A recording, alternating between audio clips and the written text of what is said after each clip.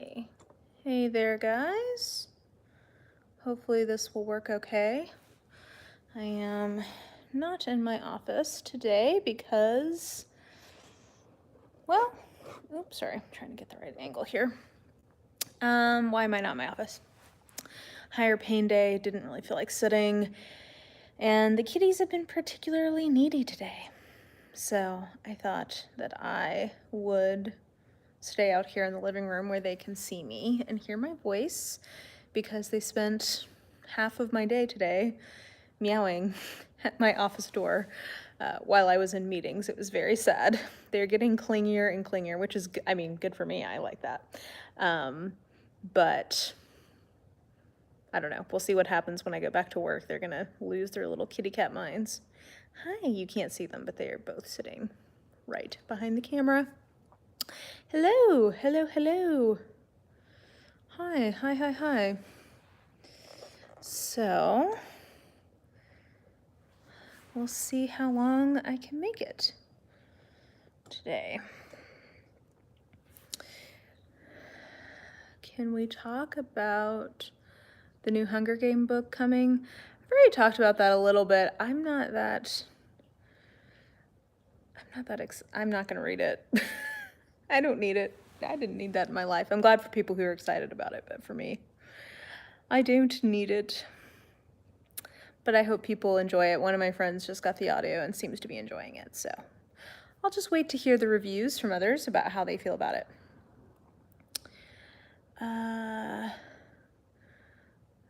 With pets, it's always an adventure. It's true. I had to give them their medicine for the first time.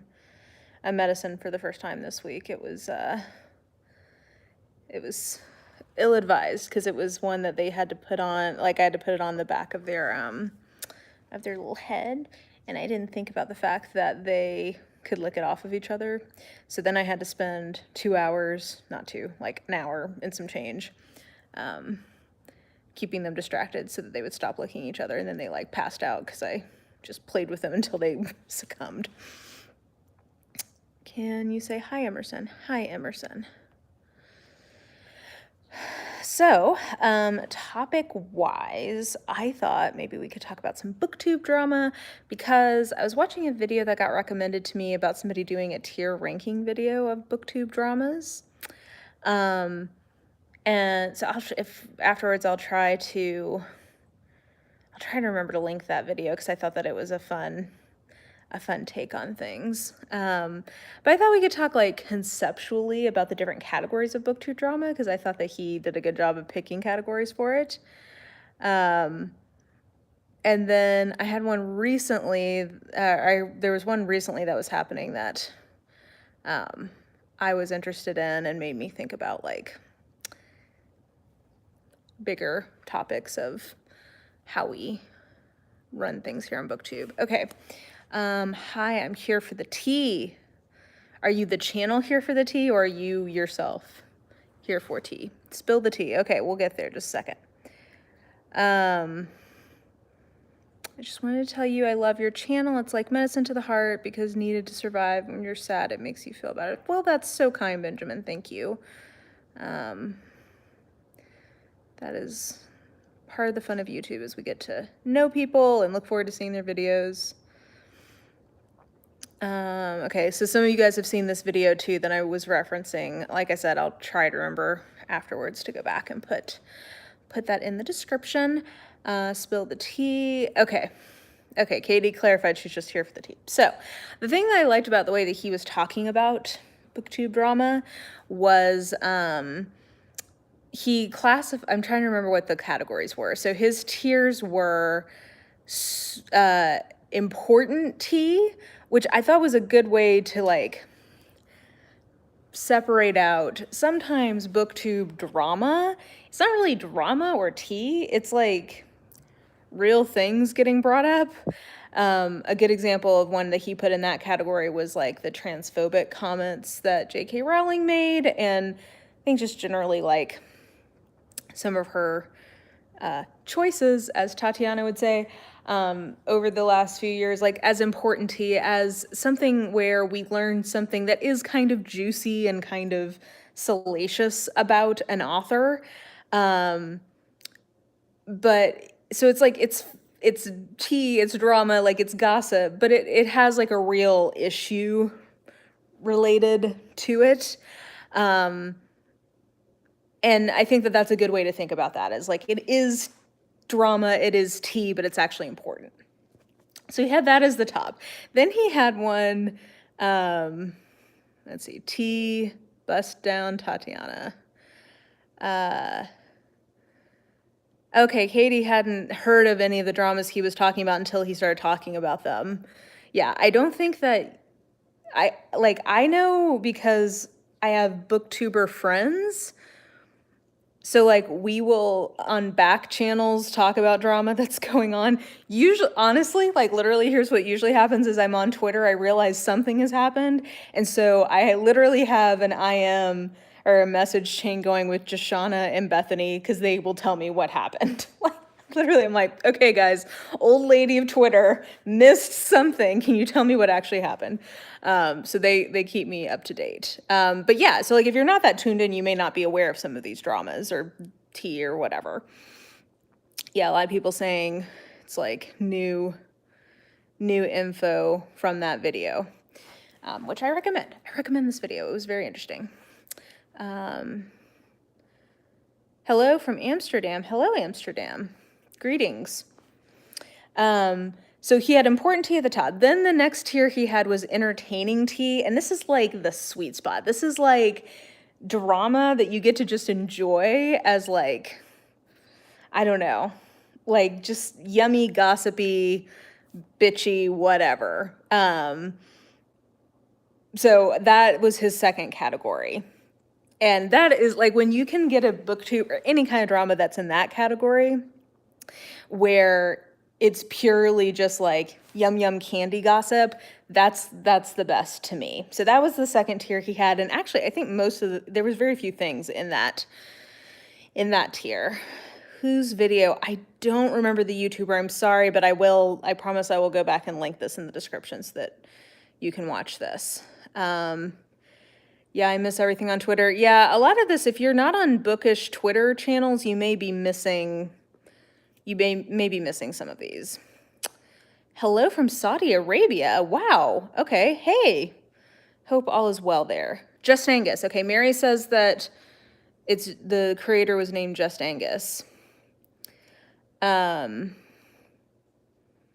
Yeah, so that's the second tier he had was entertaining tea, and like I said, I think that's the sweet spot.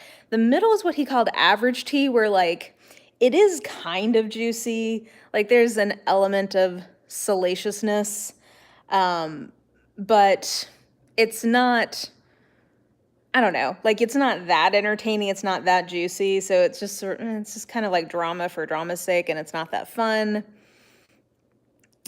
Let's see here. Keeping up with the comments. Did you have any summer plans that were canceled?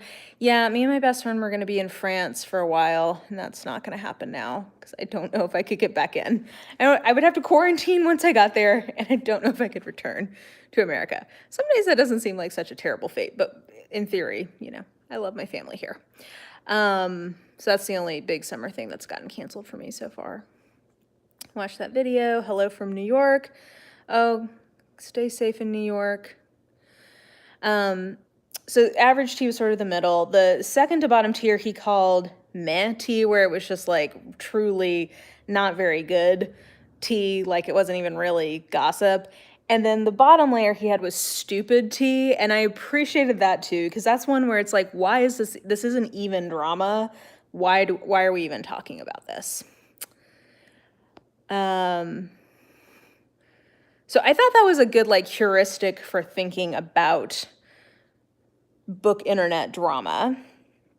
And I thought maybe we could talk about a couple of them and where I think they fall in that kind of hierarchy. I love Agatha Christie and Victorian literature. Do you have any book recommendations for me? Oh, I have so many videos with recommendations, so I feel like, actually, you know what? I just did my 78 genre recommendation video, so I will point you that away. If I think of anything in specific later, I'll come back. It's glitchy. I'm sorry. Hopefully not too bad.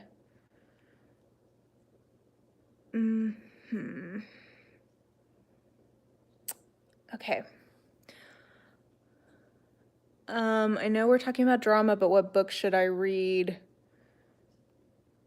It depends on what you're in the mood for. Audrey says Diary of a Wimpy Kid. Jay says Kate Daniel series. You know I'm not gonna object to that. Whenever I arrive late to a live stream, I struggle about whether to start the video from the beginning or keep playing it live. Oh my gosh, every single time. That is my struggle. Usually I end up just going with it live, and then later I'll go back and start from the beginning. Okay.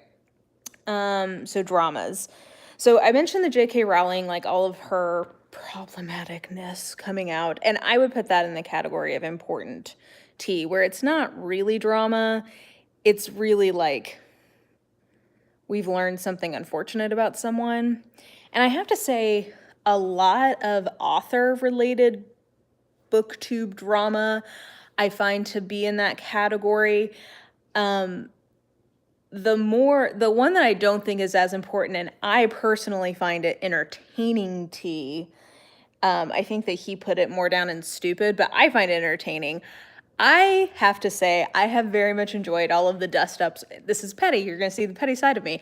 I have enjoyed all the dust-ups around different booktubers who have written books, and then like the subsequent like discourse around that of like, you've only gotten this deal because you have a big platform, and then other people like the diehard fans being like, this is amazing, and more neutral or objective readers having critiques or what, like all of that I find to be very entertaining and like the perfect level of petty, where it's like there's a lot of genuine emotions tied up in it because people start standing, like stan culture kind of kicks in, and then it's like, I don't know. I guess I'm just revealing myself to be petty, but I find that to be pretty entertaining. And you know what? In this case, I will just make one call out. In particular, the one that I remember and enjoyed was all of the discourse around Zenith. I did not read that book, I can't say, but I enjoyed a lot of the videos that came out around that topic of like the initial impression, the backlash to the impressions, the review, like that was just fun. I enjoyed that because I'm a petty small person. So for me, that was entertaining tea. Okay. Sorry, catching up with comments now. Did you finish reading more of her books, such as The Pale Horse? I've read almost every Agatha Christie book. I only have 5 left, I think, 6 left, which I'm reading this year. Mystery. What was something you had not heard about before? Most juicy tea for you? I think I'd heard about most of the ones that he mentioned. The only one that I remember being a little surprised about was the lawsuit from Cassandra Clare, which turned out not to be an actual thing. So that was interesting to hear about. Oh, well, okay, here's one that I would put as stupid tea. I think other people would disagree, that I just thought of based on what he mentioned. So I didn't realize that there had been a big dust up when people found out that Cassandra Clare had previously written, I don't want to get in trouble for saying this word. Stupid algorithm. Cassandra Clare had apparently written taboo fan fiction involving Ron and Ginny Weasley becoming a romantic pair, the word for that. And apparently that was a scandal. So that made me think about the fact that there was this big dust up last year about Tamsin Muir, who wrote Gideon the Ninth. People found out that she had written some very taboo topic related fan fiction. And that was like a big scandal on Twitter. I would put both of those in the category of stupid tea because I think people getting super worked up about what people wrote in fan fiction is not very productive, because fan fiction has like its own set of tropes and genre conventions and like norms. And I think trying to apply one-to-one things that people work out and write in fan fiction to what they like, their personal beliefs or like their personal whatever, I think is really unfair and really not respecting kind of the subculture norms of fan fiction. So that was one when people got really worked up about it. I didn't really get. I mean, anytime someone's upset, obviously I don't want to be glib about that, but I also think that there's always context for that stuff. And I don't know. That one really bummed me out when I saw people getting super worked up about it. I was just like, I don't think you can take what somebody has as fan fiction that is, it's not published, they're not making money off of it, and act like that's what they believe in real life. I don't know. That one for me was kind of, I didn't fully get it. Okay, back to chat. Are there any YAs with romance elements you recommend? I don't really like romantic YA. I mean, I like, some of the ships. Like, I mean, I liked the relationships in the Hunger Games fine. Stuff like that. But nothing. Oh, well, wait. In The Naturals, I do like the romantic relationship in that series by Jennifer Lynn Barnes. J.K. Rowling is a TERF. Yeah, I don't think she's said enough to like officially label her as such, but she definitely like has enough, there's enough documentary evidence that she's not with it. The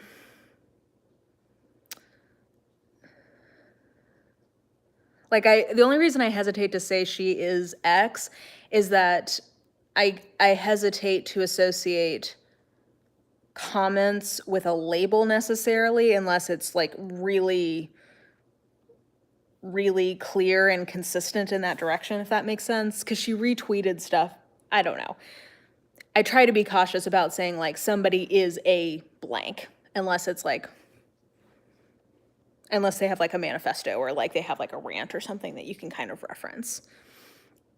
I know you mentioned a long time ago you haven't read Tommy and Tuppence. Did you ever get around to those? I love Secret Adversary, but haven't continued yet. No, I'm going to finish those up this year.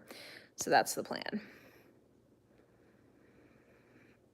Let's see here. So with you on that drama, I get my popcorn when I see it pop up on my feed. Me too. I am a petty ass bitch and I enjoy some drama. Other people enjoyed the Zenith. We stand a petty queen. Good, that's me. Let's see here. The Zenith discourse was peak booktube. Loved it. Yes, I agree. Okay, it looks like some people are glitching, but I'm seeing enough people saying that it's not glitching for them that I don't think it's me. So I'm gonna just keep proceeding. Okay, fan fiction is a place to explore ideas without shame. Yeah, that's kind of how I feel about it, and I just don't. I feel really uncomfortable talking about that being something you can just say, like, match 1-to-1 with people's beliefs. Okay. Night, Emerson. All right, what is your guilty pleasure fan fiction? So I don't actually actively really read fan fiction anymore, but I definitely read it a lot in middle school and high school. I was very into Sailor Moon fan fiction and very into Harry Potter fan fiction. So I definitely read it back in the day. I would say now, part of what I enjoy about like Kindle Unlimited contemporary romances is that they read very much like fan fiction, but it's not fan fiction of a specific property. It's almost like the rules of fan fiction, but applied to different tropes in romance, if that makes sense. So it's like very well-worn character types and plot types with a very fan fiction quality to the story. And I really enjoy those. Like, I find those very relaxing. So I'd say that's the closest thing I read to fan fiction right now. Fanfic is different from books and personal beliefs. Yeah, 100%. That's how I feel. Random, where are your curtains from? Spill that curtain tea. Okay, thank you, Sweet Pea Kate. My aunt is an interior designer, and she actually had those made for me 12 years ago, and I still love them. Like, they're actually, like, nice. Like, they're nice fabric, and she had them made, and I enjoy them. What an author writes doesn't always reflect who they are. Yeah, that's the thing. Like, I definitely, I don't want to completely say that an author's work has nothing to do with their personal beliefs, but I do think that you can tell, like, there's a difference. I don't know. I think discerning readers or like grown-ups, like people who have any ability to have like critical reading skills, I don't know. I feel like if you look at it with a critical lens, you usually can kind of surmise the difference between authorial posture and characters. And that's where I think people sometimes get confused. And it's easier to say, like, oh, the character believes this. That means that the author believes this. But I just don't think that's how life works.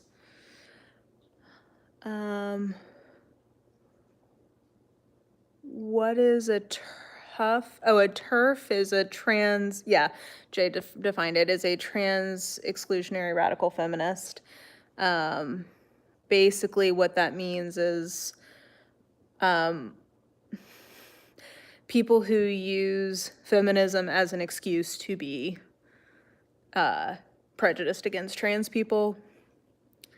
And actually there's a really good ContraPoints video that I think like critically, like actually answers the questions that TERFs bring up as sort of gotchas, but actually gives them real answers. So I would recommend that. If I remember, I'll link that in the video too.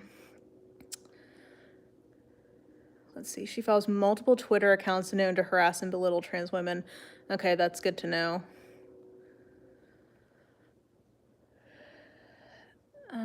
Miss Marple is my favorite. If you're giving out recommendations, I'd love one for multi-generational family drama like Pachinko or Ask Again. Yes, love the channel. I haven't read one of those recently, honestly. I guess the last one I read was Housekeeping by Marilyn Robinson. I didn't personally love it, but I think it was quality-wise pretty good. Oh man, I'm so behind in chat, guys. I'm sorry, I'm trying to catch up. Just finished The Man in the Brown Suit. Let's just say it was a weird journey. Haven't read Vampire Diaries books, so I can't say. What did you rate Twilight back in the day? What do you rate it now? Back in the day, I rated it 1 star. I would stick with that. I love Harry Potter. How do I feel about Harry Potter? I love it. It's complicated. It's a part of my childhood in a way I can never get rid of, so I try to just like make my peace with that. How about that? Are you excited about at all about a possible Knives Out franchise with Daniel Craig's character? Yes, I think that would be great. Do you play Animal Crossing? No, I don't have a Switch, so I don't play Animal Crossing.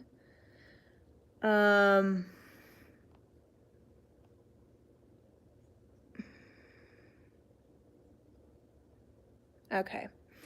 So, okay, back to the drama. Yes, okay, so let me get back to that. I'm sorry, I just got so behind in chat. I feel like I have to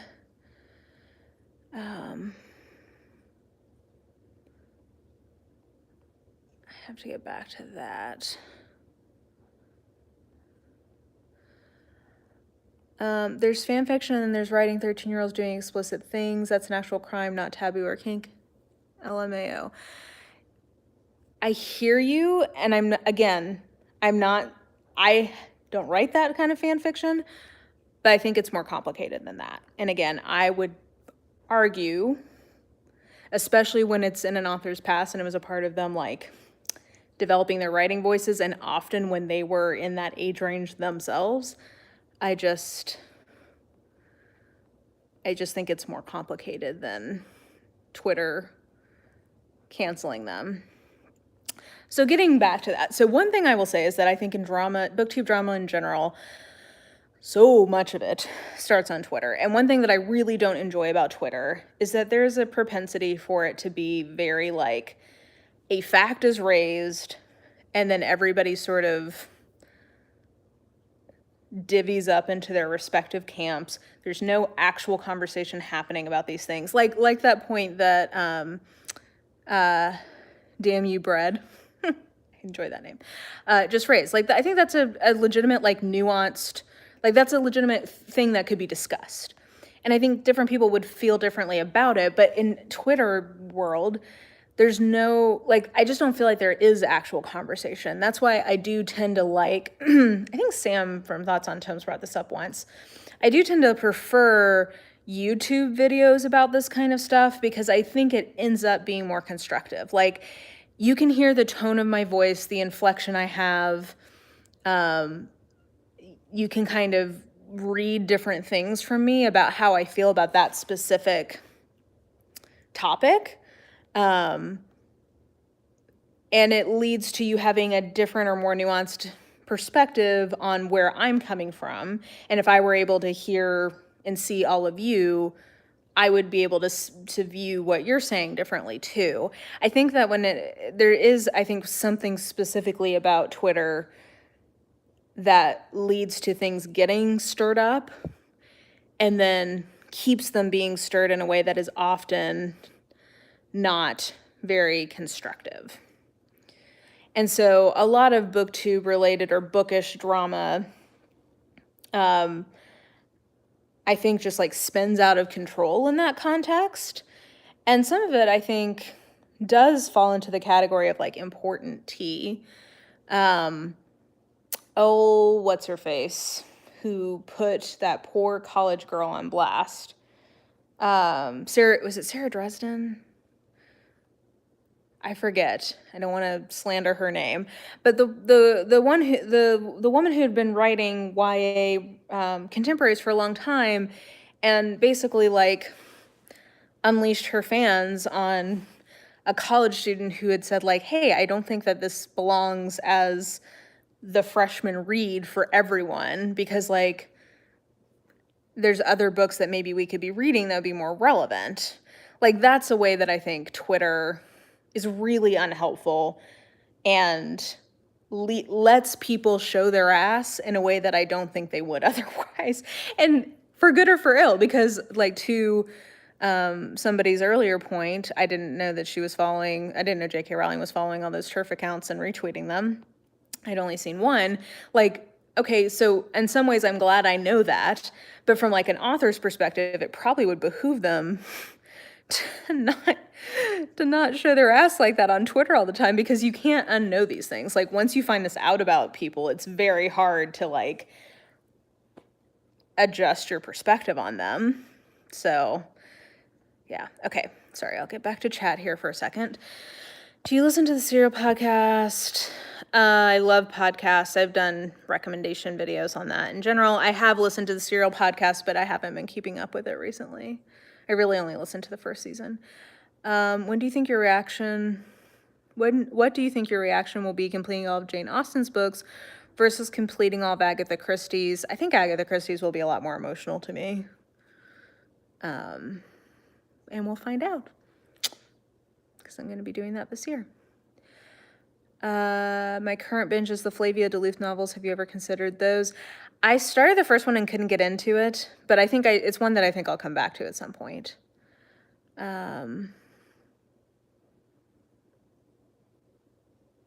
Yeah, I mean, I won't consider my Jane Austen read complete until I get through all of her excellent works, so. Cockygate. Okay, yeah, and there's another one where I would say that falls under the category of important tea, but also entertaining tea, because if you don't know, Cockygate was a drama where a romance author tried to copyright the word cocky being in a romance novel title, which is like actually absurd. If you've ever like perused titles on romance novels, like it's just a crazy, it would be like the equivalent of a sci-fi author like copywriting spaceship for a sci-fi title. Like, what are you even doing? So that was just like it was important because like Romance Landia on Twitter, like smack that one down, and it was just fun watching all the memes and stuff. Is that a train in the background? It's kind of soothing. Yes. Yes, I live in a part of Nashville that you will often hear referenced in country music songs. Anytime in a country music song you hear people talking about listening to a train, it's because there's a ton of songwriters in my part of Nashville. And so it's there all the time. You just get used to it. My house shakes sometimes, but I don't even notice it anymore. How has your experience with Operation Sci-Fi been since your update? I've been reading things I've been enjoying. I haven't read anything I've not liked yet.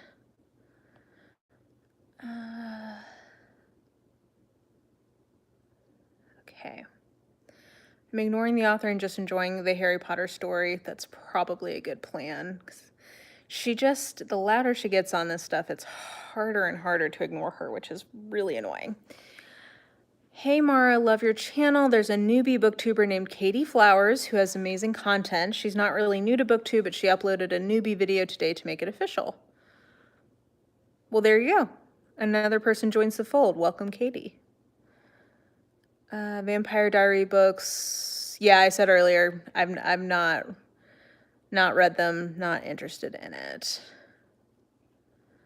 Tamsin Muir did an interview where she said she was working through her own trauma. I'm not saying it's healthy, but it's what she was trying to do. Yeah, that's a part of the nuance that I do think needs to be brought to bear in that conversation. And I didn't like Gideon the Ninth. I'm not even saying that I liked that book or trying to defend her necessarily. I didn't like the way that tea or drama unfolded. I left the Booktube universe and I'm so confused. What is the drama going on? Oh, we haven't even gotten to the drama that actually made me think about this. So put a pin in that, Sophie, just a second. Let me catch up with chat and then I'll get to the actual drama that made me think about this. Twitter is awful for meaningful conversations because it relies on hashtags and short sentences to get attention, which is perfect for trolls. Yes. Oh my gosh. Yeah. And it's annoying because when a good tweet gets big, then it just starts getting trolled, which makes the comments unreadable. Ugh. I don't get how this Twitter drama even gets so big. I just do YouTube and Instagram and I feel like I'm in my own little world. You know what? That's exactly how, if you don't want to be involved in drama, just stay off of Twitter. Don't make eye contact with it. Don't look at it. You don't know her. Like, if you don't want to get involved with drama, stay away from Twitter. Because usually it'll spill onto YouTube a little bit usually, but like not much. Sarah Desson. Yes. Okay. Yeah. That's who I was trying to think of.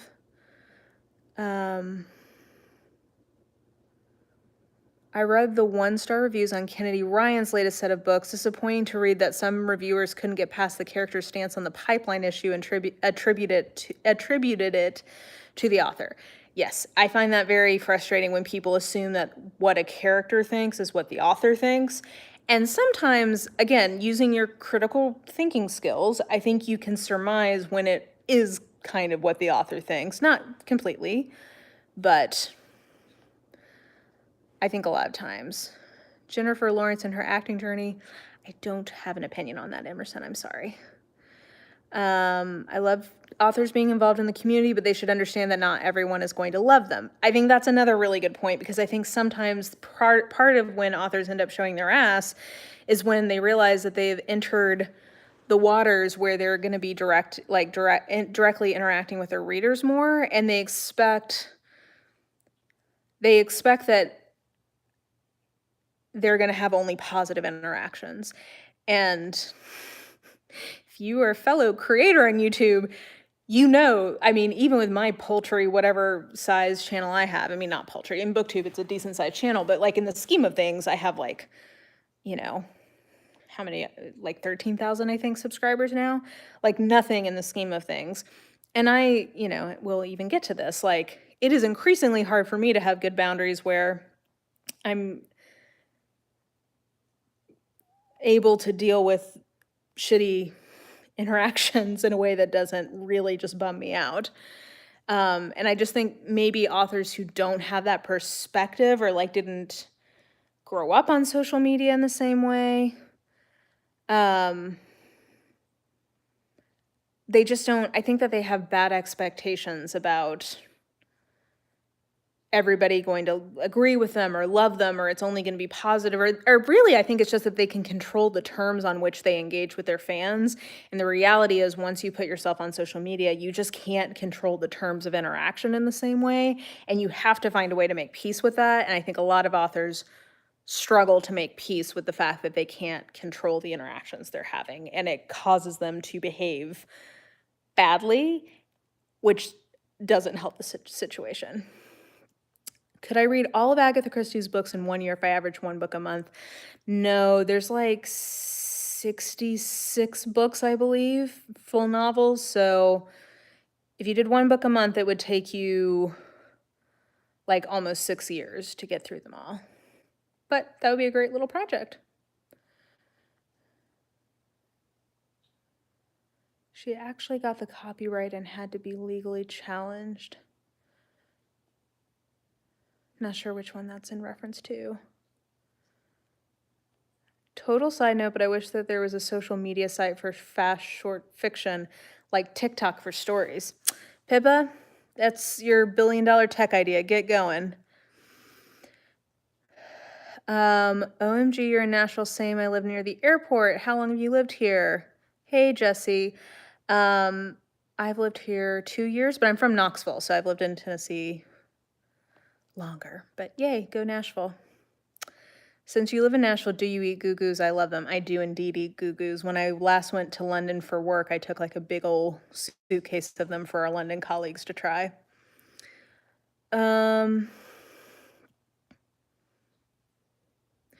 I know you are not a fan of The Buried Giant, but it's my BF's favorite book, so I'm starting it tonight. Excited to see which side of the aisle I fall on. I hope you enjoy it.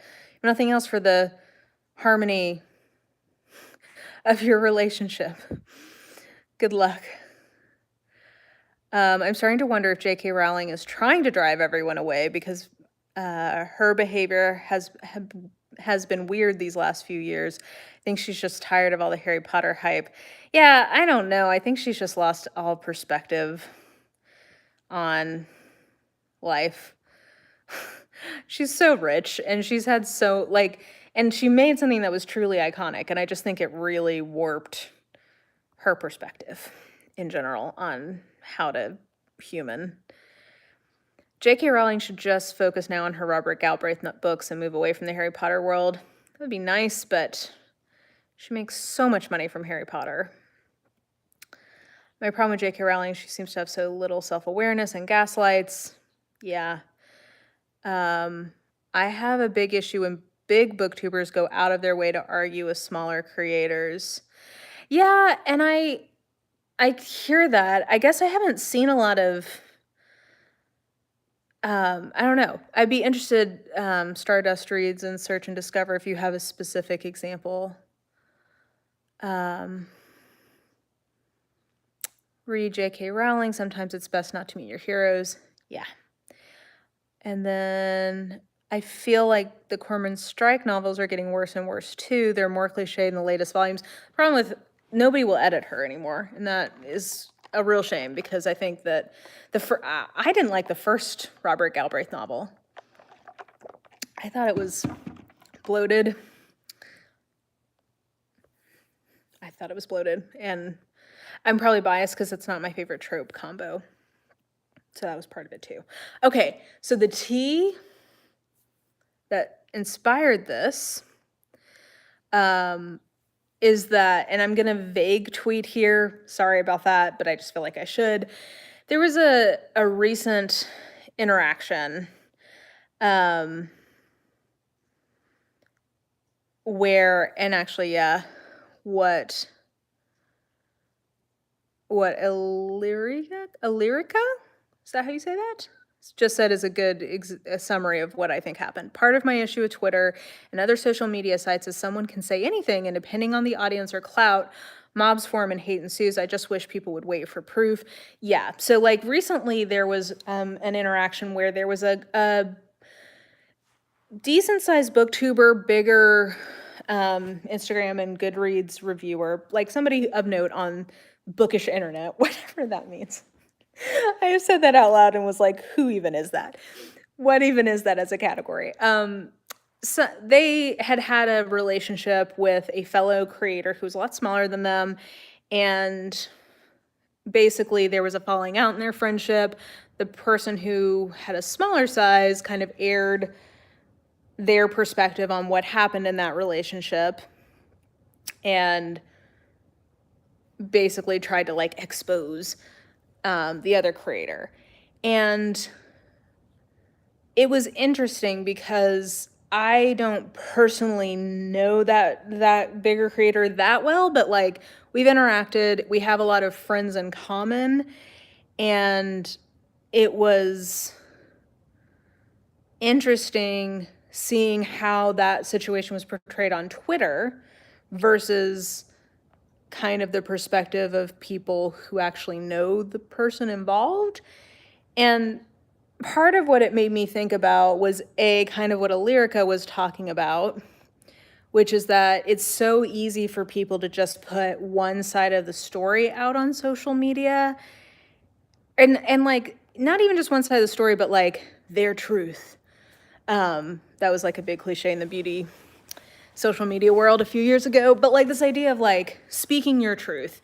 And I think it's easy when one person speaks their truth to jump to conclusions about the totality of a situation and not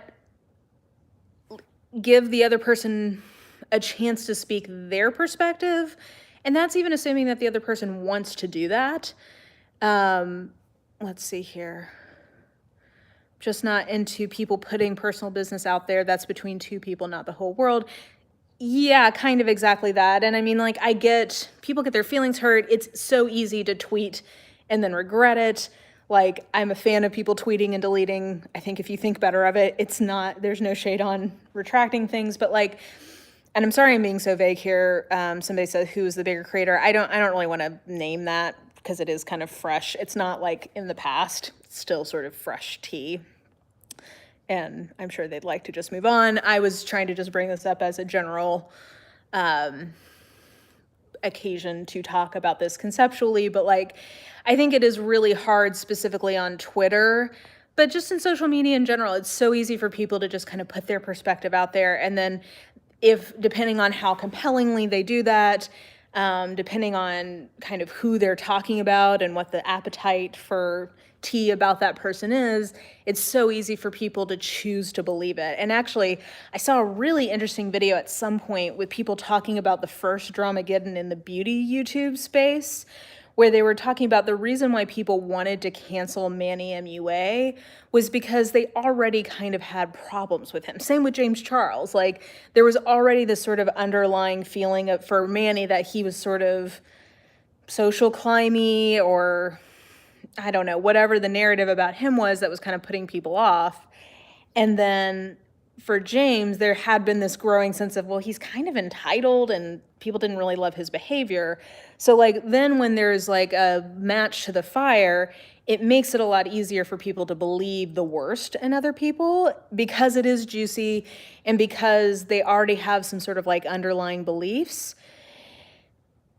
Anyway, I just was thinking about that of sometimes these dramas, I enjoy them when they're genuinely just gossipy and fun.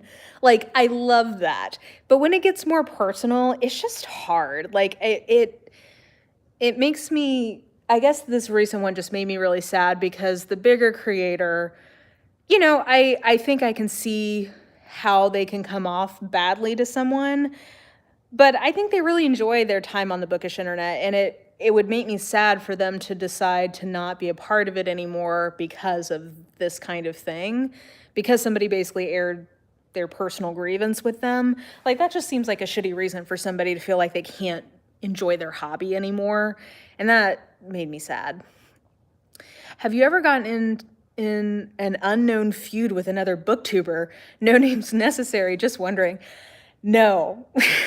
Stay blissfully, I don't know, maybe other people have problems with me. You could probably go to Guru Gossip and find out if people have problems with me. I don't have any problems with any people in particular.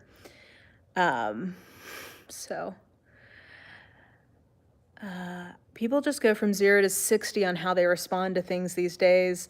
Yeah, I feel like it just ends up being a snowball effect. And look, I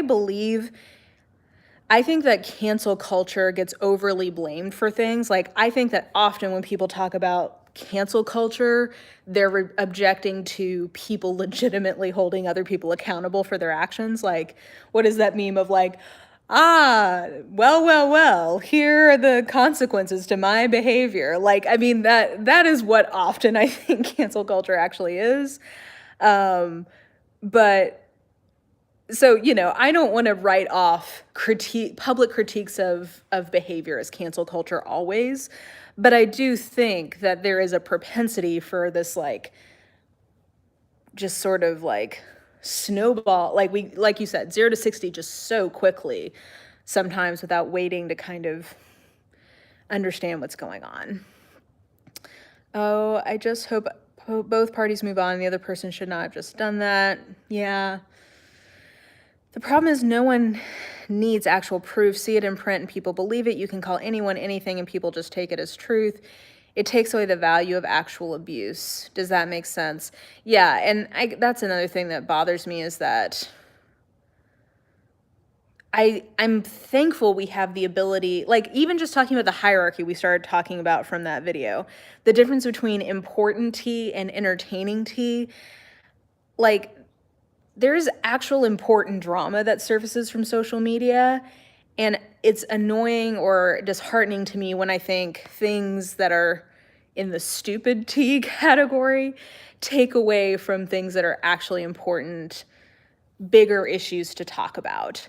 And that is really frustrating to me because, like, I think that there's value in holding people accountable, but when it gets so muddied with bullshit, it's harder for that to be valuable. The other problem is that there is a fervor now when it comes to people being guilty until proven innocent instead of vice versa. Yeah, and I think, like, it goes both ways. Like, I think people, especially my fellow Americans, get confused about the difference between the burden of proof for a crime and that applying to every situation. In civil law, we don't talk about guilty until proven innocence. We talk about preponderance of evidence. So if you were charged with a crime, like, for those who don't know, in the US, to be found guilty of a crime, the standard is you have to be proven guilty beyond reasonable doubt, and you have a presumption of innocence until that is proven.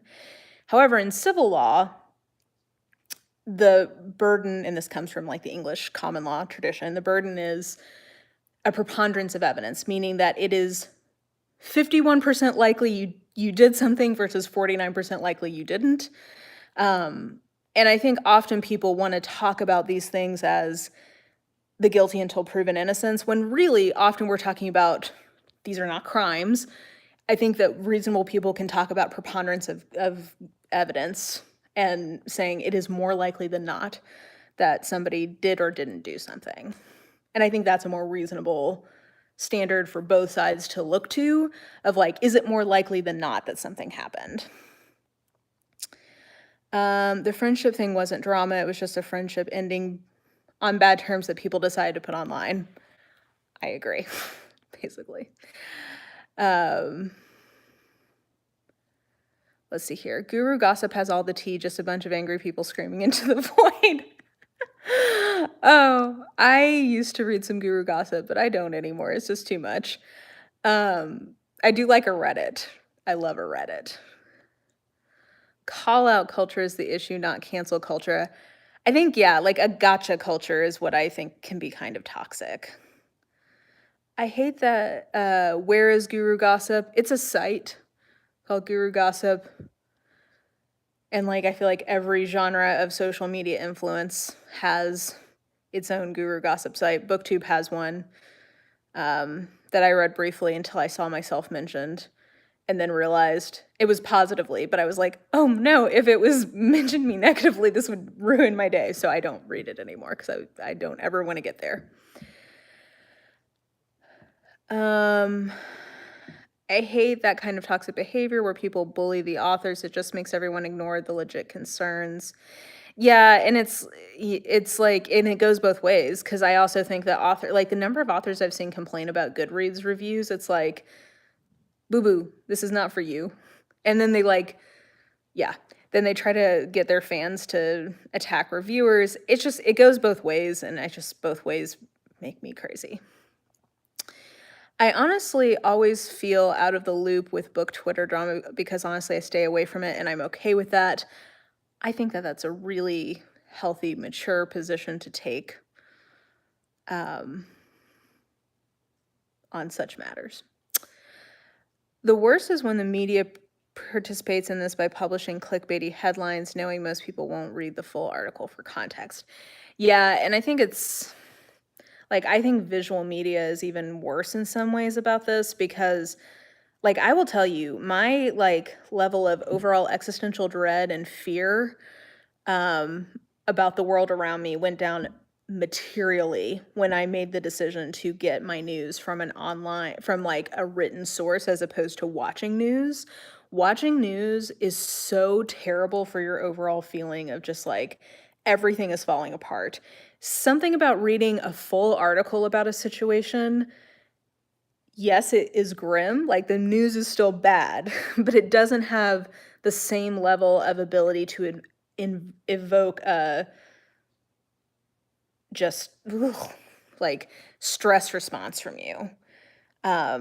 So yes, I agree. I don't like clickbaity articles, but honestly, I'd somewhat rather people get a clickbaity article than do you know at the end of the local news when they're like, toilet snakes, will they eat your butt? Do you that they'll come up with this horror story to hook you in? I think that's in some ways worse than clickbaity. Is this just in America? Towards the back half of the half hour of the evening news on local news stations, they always pick some random thing to try to fearmonger you about that's so unlikely to happen, but they found some local schmo that it happened to. Am I crazy? Has anybody else's local news done this? You should check out r/books on Reddit. It could get pretty crazy over there. Oh God, really? Okay. There's a difference between authors complaining about valid views and authors speaking about how racist, homophobic reviews 1 stars for no reason. Complaining about valid reviews. Trying to understand context here. Oh, okay. I think I see what you're saying. Yeah, I agree with that. So I think what you're saying is there's a difference between an author shitting on a reviewer because they didn't like a book versus an author talking about a systemic issue where people don't like books that include non-straight people or non-white people. Yeah, fair enough. You see the clickbait video and photos and text a lot on Facebook. Yeah. I feel like I can't say criticism without being called a bully. I do think that there's also, and this gets in, yes, okay, thank you. This tees up something that's happened a few times in my comments recently, and I'm trying to find a way to talk about this because it's hard to engage with comments without. So here's a piece of general self-checking. If you feel the need in a piece of feedback to say not to be rude or hope that wasn't insulting, I think you're aware on some level that what you are saying is rude or insulting. And in which case, I would humbly submit that it's time to think about, is what I'm saying actually helpful or valid criticism? For instance, if you're commenting on the way somebody looks and you feel the need to say, hope this isn't insulting, I think you know it probably is. Or if you feel the need to say, I hope it doesn't come off rude, but here's why I'm attacking you as a human being, I think you probably know that. But if somebody, yeah, that's the only thing I'll say there. But I think people need to be open to hearing actual criticism. But I also think that there's it's a two-way street. I'm always open to being told that I'm wrong with a valid reason. I'm always open to hear that I'm, not thinking about something totally or whatever. What I also am not open to hearing, though, is just here's why your history as a person is bad. That's not constructive. I can't change my past, and Anyway, that was a specific conversation, so I guess I'm maybe getting too specific in this case, but just like, I think that in general is a good checkpoint. If you ever are writing something and you feel the need to say, I hope this isn't rude, probably you need to relook at what you're saying or the way you're saying it. Any recommendations for channels that like to complain about books? Sometimes I feel like booktubers are too nice to books when they don't deserve it. I love a good complaining session. My friend Leanna does fantastic rants, and she has no fucks to give, which I appreciate. I have to do a news detox because it just makes me angry. Yeah, and I find that reading the news as opposed to watching it keeps me from getting as emotionally involved in it. I've always had deep fear of spiders crawling in my butt on the toilet. Now I have fear of snakes too. Okay, I've literally seen this on the local news, I promise, and it's not ever gonna happen. You're fine. Sit without fear. Visual media is awful. Toilet snakes dying. It's so true. Yes. Okay. Thank you. I'm glad other people know what I'm talking about. Or when an issue is reduced to a hashtag that is repeated without understanding said issue. Yeah, it's just so easy to kind of try to abbreviate something and then all the context or whatever is lost. Did that RWA controversy ever get resolved? I remember how upset you were about it. They elected a new board with a lot of really solid people on there. So I actually think that and then the pandemic happened. So I actually think that they'll come out of this better. I thought it was the end of the RWA. I think they may have a future. We'll see.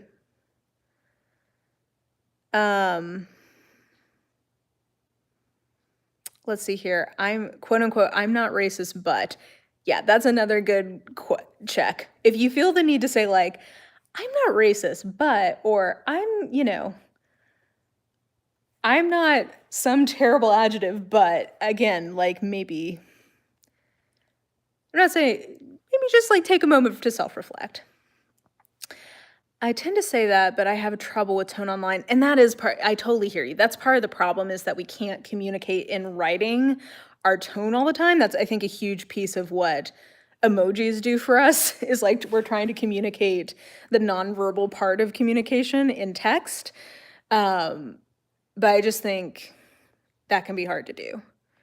Quote, I'm not mad. Yeah, that's another one.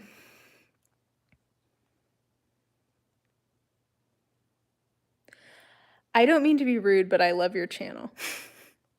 That was a good one, Lisa. I agree, though. I hate when people start a sentence that way. I already want to just tune the person out. Yeah. What are your thoughts on some creators being accused of intentionally reading books that they won't like to hate review and rack up views? I guess I just don't understand what, like, I don't disagree that I think some people do this, but I guess I also just don't have a problem with that.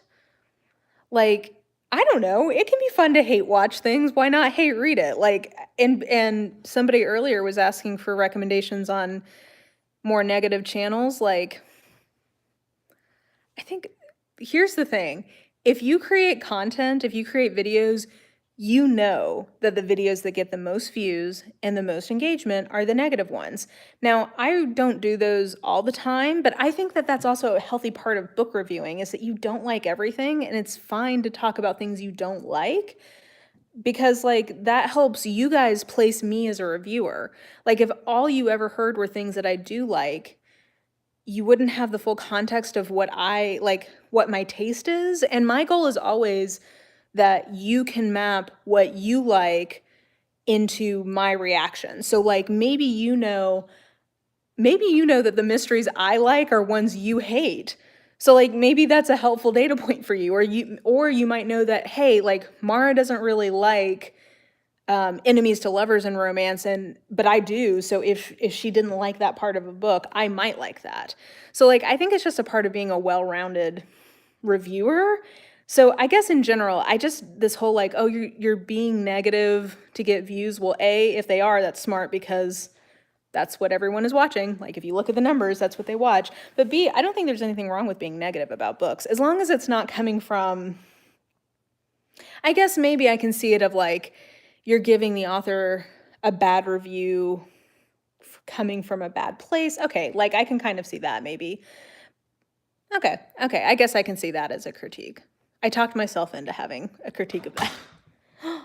Buddy, no. Don't do that, okay? Kitties are getting feisty. I feel like people go online to validate their opinion. They don't want to change it, especially by people they don't know. Yeah, and I try some of my favorite comments are ones from viewers I've had for a long time who will say something to the effect of like, I don't agree with you, but I hadn't thought about it that way before. And I think that kind of changing your opinion or changing your mind only really comes from like a place of trust, if that makes sense. When I was a kid, there's a story about spiders that hid in toilets and bit people. Scared me for life. Oh my God, that's a nightmare. Oh, okay. I'm sorry I brought that up. I'm sorry that I brought up like everybody's nightmares about things lurking in toilets and like trying to eat your butt. I also have a huge issue with the misuse of terms like gaslighting. Gaslighting isn't someone disagreeing with you. It's the serious psychological abuse of another human being to make them go crazy. Yeah, I think that's a really good point. I think sometimes we're really glib about like, well, thanks Shane Dawson, like sociopath or like things that are real terms. I think that's part of why I hesitate sometimes to say somebody is a blank, because even if they have behavior that is similar to that more serious term, I just think there's a propensity in social media or an online culture to just kind of throw those around. We need some kind of sarcasm text for online or texting. Yeah, well, in the early days of the internet, didn't we always do like \s? That's like, I feel like that's the theoretical nomenclature for that. Let people read what they want. It doesn't affect you, so whatever. Yeah, that tends to be how I feel. Agreed. That's my rant for tonight. I really struggle with the overuse of serious terms. It devalues actual causes of abuse. Let's not rob the weight of words to fit our narrative. Okay, I'm done. Yeah, no, I really agree with that. And I, like, a couple of years ago, there was a scandal. There was tea in the book and the beauty drama community where somebody had accused somebody else of being a predator towards children. And it was so upsetting to me for somebody to make that kind of accusation for that very reason. It's like devaluing the actual suffering that people who've actually been through that have. And it's just like, what kind of person are you that you can just glibly go around throwing those kind of accusations out? And it just shows that you have no appreciation for like the reality of what you're even talking about. It's irritating when people appropriate words that have historical or activist origins like woke and cancel and misuse them. Yeah, it's true. Just had another cup of coffee at 7 p.m. Pray for me. Oh my God. I would have no sleep for the night. It's like the drama going on with Colleen Ballinger right now. She's being called a predator and it's so uncalled for.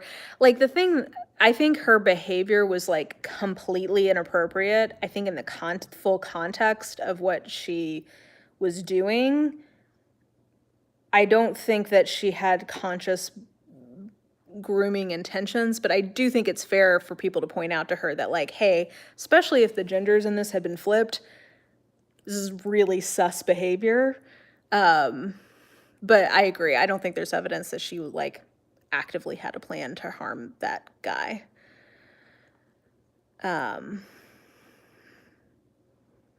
I feel like people both underuse and overuse the term abuse. Some things read as abusive to survivors, but wouldn't to non-survivors and vice versa. Yeah, I think that's a good point. And I think sometimes having too high, like it's a weird paradox. Like take the term abuse. I think sometimes because we feel like that's such a heavy thing to say that somebody is doing, we're reticent to label things that are abusive as abuse because we know it's such a heavy accusation. So sometimes I think it can keep people from like calling a spade because it just feels so heavy. And then on the other hand, I think sometimes people are too glib with it And that is what muddies the waters for everyone. Kind of off topic, but I found out there's an adaptation of Death on the Nile coming out in October with Branagh. I never know how to say his name.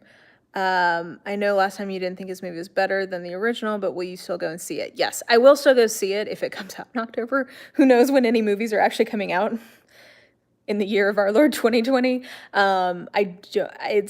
Maybe this is sort of like the thing we were talking about, reading books purposely to give them bad reviews. I don't think I'm going to like this movie, but I will see it because it's a mainstream Agatha Christie adaptation, and I pretty much always try to see those. But anyway, I was just thinking about Booktube Drama writ large because of that one vague tweeting incident I mentioned. And that just sort of made me think of, in general, the hierarchy of Booktube Drama. And like, I want, like, some of the, like I was saying, I do appreciate the distinction he made about important tea versus entertaining tea. And I wish that those were the two lanes we could stay in. Either things where we like, it's like genuinely serious and we should genuinely have real conversations, or things that are genuinely just juicy and entertaining that we can be petty about. Like, let's keep the drama there. If it's not if it's not juicy enough, I wish people would just let it lie.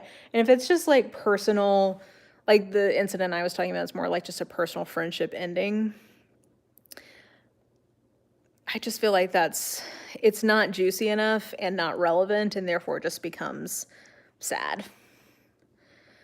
I want to see a movie so bad, I need my freedom from my home. Oh, yeah, I don't know when I'm going to want to be in a theater again, honestly. It's important to critique people, but online is a terrible medium for getting a person to empathize with people who were hurt by their actions. It turns quickly into a loud mob of hate. Yeah, I think, unfortunately, that tends to be often true. I don't know if you talked about it yet, but what are you currently reading? I just started Miracle Creek right now, and so far I'm loving it. I have that one. I haven't read it yet.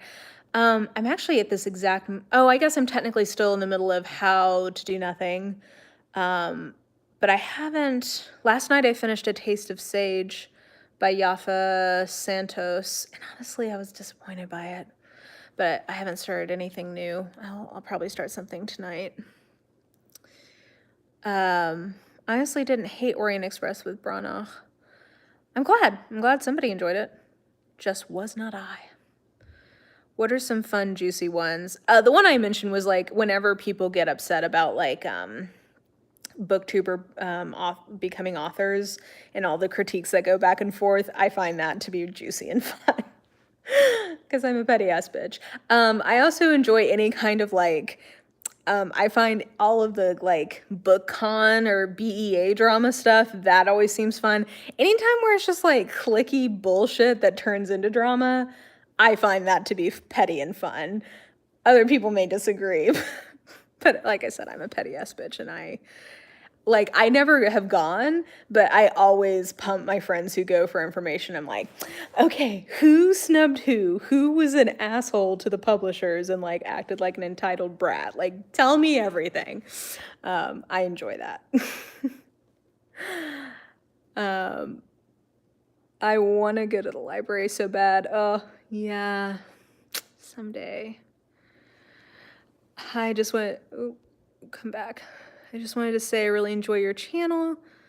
You're very grounded and down to earth, which is very refreshing. Thanks for the great content. Well, that is such a lovely comment. Thank you so much, and welcome. Lamau, I love the petty drama too. You're not alone. I'm glad I'm not alone. Petty drama is the best drama though, because mainly it's just egos getting hurt. Yes, like when their only stakes are like people thinking too much of themselves and having other people check them. Like, I just can't help it. I enjoy it. I'm a sad small person. What can I say? But yeah, so in general, what did I want to take from this? Oh, yeah, okay. The place I wanted to land with this was one thing I'm really struggling with is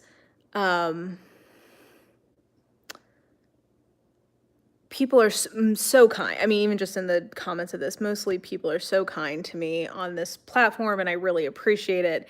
And I am struggling with how to engage constructively when there's less kind comments. I know I talked about this in my Booktube like housekeeping video, but like I'm still struggling, guys. Like I always want my channel to be a place where like I can get interesting discourse going and like have interesting conversations. Like, oh, I don't know if she's okay with me saying her name, but there's one commenter who she and I actually often disagree on our bookish opinions, but she's always so articulate, and like we have an interesting back and forth, and like we can have like a respectful conversation about it. And I don't know, like as time has gone on, and I guess like as more people are around, like people just feel free to like talk about me sometimes in my comments like I'm not an actual person, and I just don't know how to like foster an environment where that doesn't happen, but we can still have interesting conversations. I don't know. That's what that whole friendship getting ruined and talked about online kind of reminded me of, because it just seemed like a mismatch of people's like expectations or whatever, or like how to have good boundaries with people that you know through online channels. And I still am just really struggling with how to have good boundaries with people who, like 98% of you guys are so fun to talk to. And even that 2% sometimes who aren't fun can be fun, but I don't know. I'm being very vague and inarticulate, I'm sorry. But I'm just really struggling with how to like encourage constructive conversation and not encourage people feeling like they can just talk about me like I'm not a person in my own comment section. I don't know. I guess there's no way to control for that. But that's been on my heart a lot. I guess the thing that made me know that it's really been on my heart is that my aunt, who I love, she's so great. She's been like just such a wonderful relative. But she was watching one of my videos and she texted me and she was like, I hope it's okay to say this, but I really loved your hair and your makeup in that video. It looks so great. And instinctively I cringed, because it's gotten to the point where like even just like the way I look, like whatever, people have felt freer and freer to comment on it. And most of the time it's positive, which is nice, but it opens the door to let people then also feel free to comment like just really negatively or rudely about like, your makeup is terrible, or your hair is awful, or whatever. And it's like, I'm talking about books. Why do you just feel free to like let it rip on the way I look? And I just like, I don't know how to, there's no way to filter it out. And I don't know, just like my instinctive cringe from my aunt, somebody who knows me in real life and who loves me, complimenting me.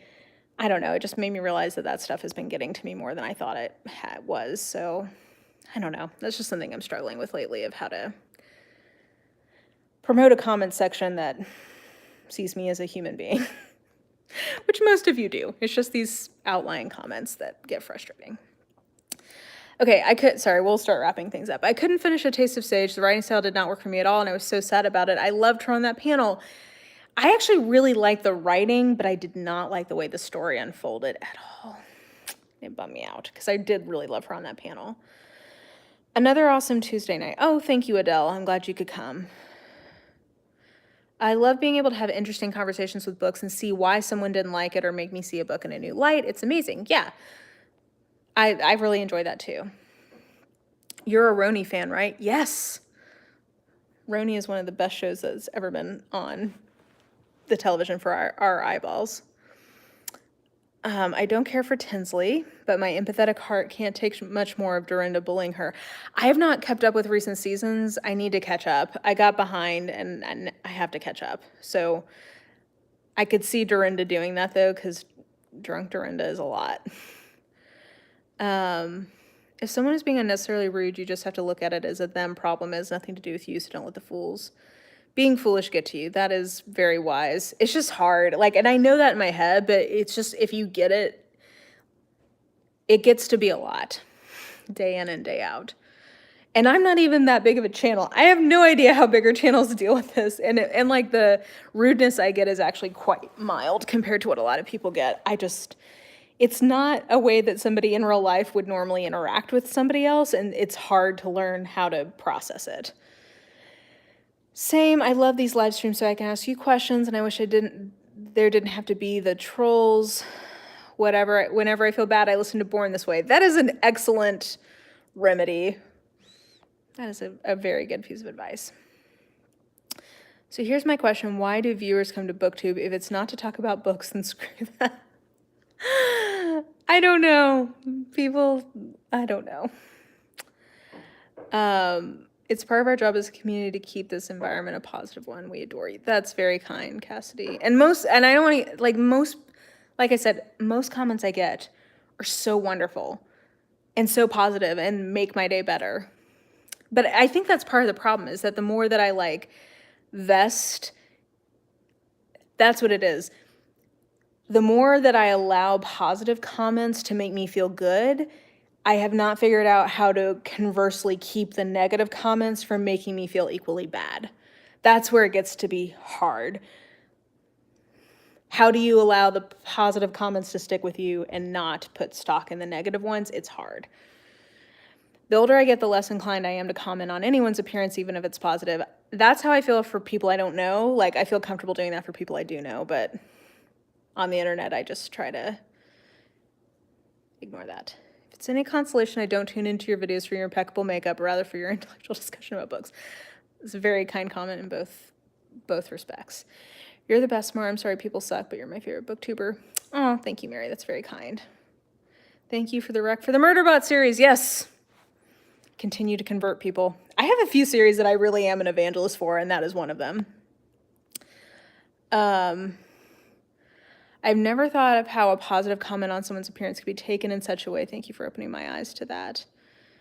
Yeah, I mean, in positive, I appreciate the positivity, but it does make me feel if I'm okay with allowing people to be nice about my looks, it feels like then that opens the door for people to be I don't know. It doesn't. I didn't ask for either. It just is happening. Oh, you're live? Oh, Ducky, for a second I thought you meant, oh, you're alive. And I'm like, did you think I was dead? You meant, sorry, I get it now. Yes, I am live right now. Hope you're feeling better. I am mostly feeling better. I've got an appointment tomorrow. We'll find out tomorrow if I've got to have another surgery, but I'm hoping not. Typically people put negative comments out there because they have low self-esteem. They need to put others down to feel better about themselves. I will say, I've noticed that a lot of the people who are saying negative things about appearance stuff are older people who I wonder if they think that they're giving me constructive advice, and I just don't need that. The same way that my aunt, not the one who positively commented to me, but a different aunt, anytime I see her, always has something to say about my appearance in a negative way. She thinks she's being constructive, but she is not, and it's not appreciated. So I wonder if it's that kind of energy. I don't know. The kitties are photobombing in the curtains. Oh, good. Yeah, that's my main front window, and they love looking out at it. We should critique books, not looks, LOL. Yeah. I absolutely love Murderbot and have forced my brother to read them too. He also loves them. Good. I'm glad that it is spreading. I found your channel. I just watched everything. I love it. And I too just read All Systems Red on your recommendation. Really, Tor should just send me a commission check at this point. I really enjoy your thoughtful views on books and reading. These live chats are also so fun. You seem so authentic to yourself. I also really want to read Murderbot because of you. Thank you. And yay, good. There's another one. Off to read for a bit. Thanks for the live and awesome chat. Have a great night and positive vibes on health. Thank you. Thank you. I also read Murderbot because of you. I'm sorry, I'm a very nice person. I comment positive on everything. If I commented on your appearance, I don't mean to offend. If you're positive, then I'm sure I was not offended. How do you, ooh, I'm running out of battery. Okay, how do you organize your collection? Do you do by color, alphabetize, etc.? Right now I have it roughly by genre, which I enjoy. We have very different tastes in books, but still love watching your videos for your personality. Well, thank you. That's great. Could be a generational thing. Yeah. I'm going to read Murderbot. I have the first 3 checked out from my library. Great. I'm different. I'm pre-ordering Jane Austen Society because of your video. Yay! I'm glad. That's on my list. I need to read that this month. Murderbot for life. Tor, send this girl money. Yes, come on, Tor. Give me my commission here. Oh no, I have not seen Murderbot 6.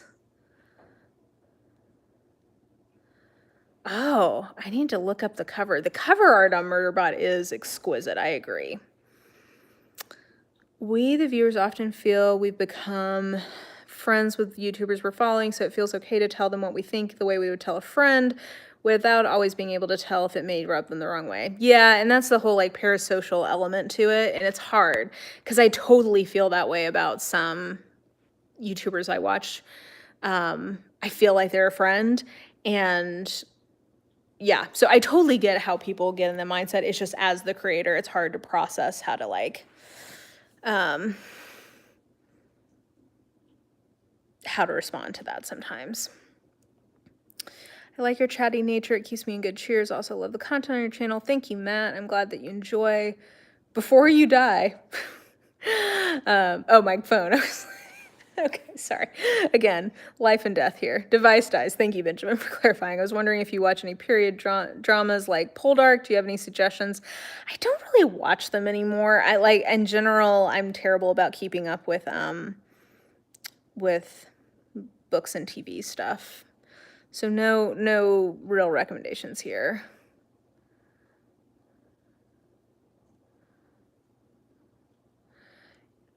Oh, okay, published in 2021. Okay, I need to go look up that. Hey, where's the video review on Murderbot? I don't think I ever actually did a specific review on it. I think I just gushed about it for the entirety of 2019. Also, sorry, I said you being 5'2" is cute. I think short people are cute because they are like me. I am sure I did not take that the wrong way. That anybody who's ever said anything nice about the way I look, I am sure that I only took it positively, so no need to apologize. This is me just processing. I don't know what to do about how to like mentally like construct my thought process around this so that I can only enjoy and appreciate the positivity without letting the negative stuff get me down. I don't know that there is an answer to that. It's just maybe me processing the realities of being online publicly in some way. I have to consciously remind myself that I don't know y'all personally. I have to do that too. Do you know who I really have to do that with is Smokey Glow? I love her. I followed her. I think I was her like 500th subscriber, and she's now at like almost 200,000.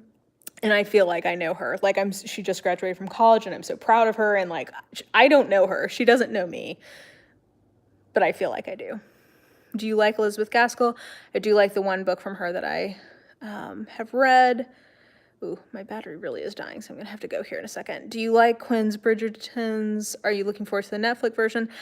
I read one and wasn't that into it, but I think the Netflix version could be fun. So I'm not a huge fan of the books, but I would read or watch the Netflix series. Have you read April Genevieve Tulloch?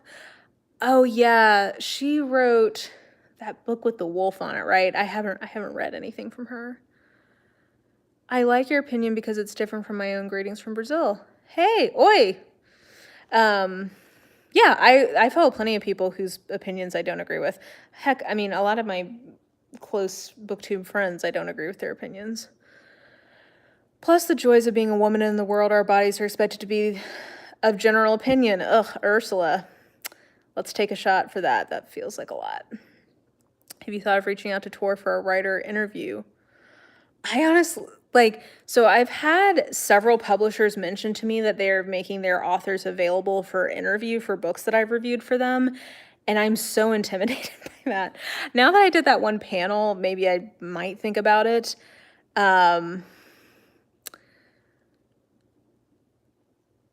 I just feel scared. What would I say to Martha Wells other than just like sobbing over the joy that Murderbot brings to my heart? I don't know, but maybe that might be fun. I don't know. Would you guys be interested in seeing me interview authors? I don't know. Is that content you guys are interested in? I understand you're wonderful. It makes sense to ponder the online stuff. Thank you, Jamie. It's happened to me recently. I was watching a girl whose content I really like. She's nice, she's smart, and sometimes makes video in the kitchen making HP-inspired sweets. That sounds fun. Booktube involves humans. Anything that involves humans is drama. Truer words were never spoken. The Boneless Mercy is the book with the wolf. Try it. Okay, yes, that was the one I was thinking of. That panel was the portal to your new fame. Pre-record and don't do it live to take some of the edge off. Yeah, I would definitely want to be able to edit it. So what you're saying is a Martha Wells interview is happening. Huh. I don't know. I could definitely ask her if that is something you guys are interested in. I would be happy to ask them if they could make her available. Okay. People are saying they would be interested in interview.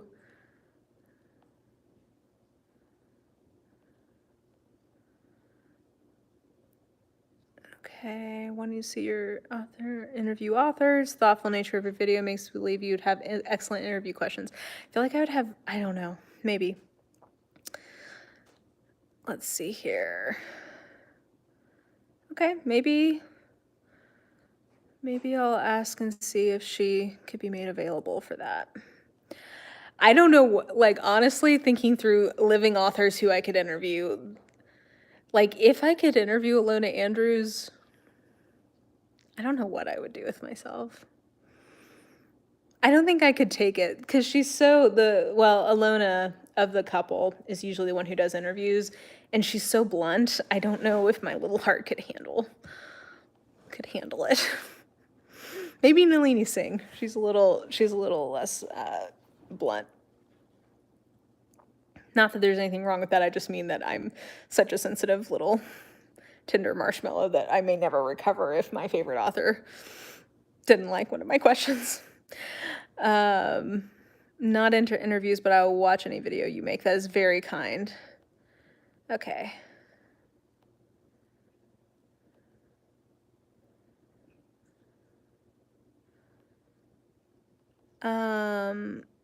Okay. So I really do have to go just because la battery is almost la dead. So, but I appreciate everybody's thoughtful engagement. I hope this was interesting / juicy / full of tea, sufficiently tea filled. I hope it was sufficiently tea spilled. Did you like that? I hope you guys are having a wonderful week. I'll be back next week. Let me know if there's any specific topics you want to cover next week, next Tuesday, 8 p.m. Central.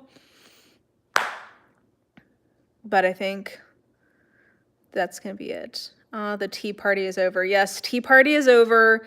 All of the tea is in the Boston Harbor.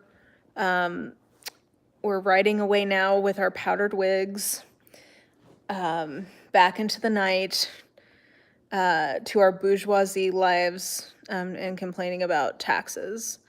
So, tea party is over. I hope you have a wonderful night. I will catch you guys later. Okay, thanks, bye.